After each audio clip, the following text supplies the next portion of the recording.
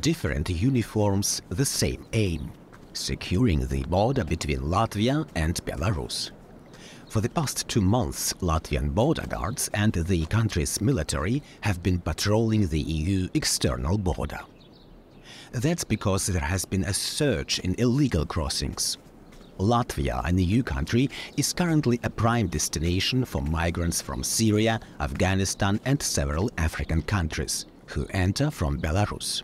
Authorities estimate that more than 11,000 people have been intercepted so far this year, more than ever before.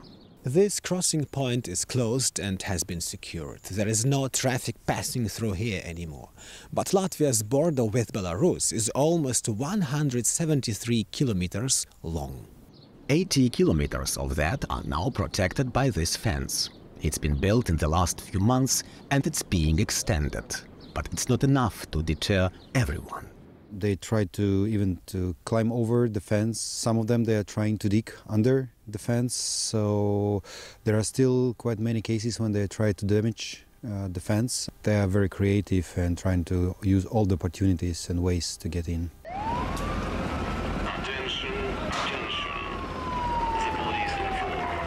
Authorities say it's a coordinated effort. It's not the first time they've seen something like this.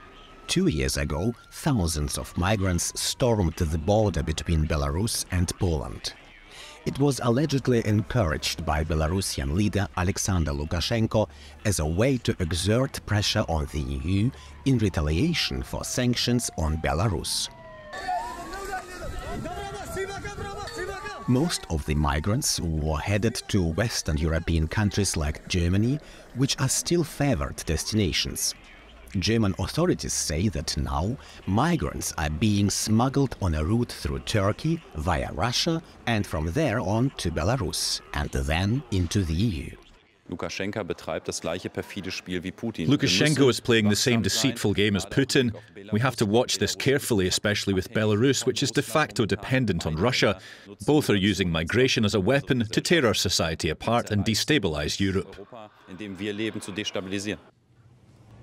People who manage to cross into Latvia are picked up and driven to Germany by car for $1,600 per person. That's according to Latvian media.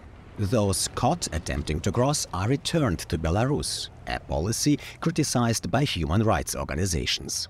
On some days in September, as many as 100 people attempted to illegally cross into Latvia. That's unlikely to change soon.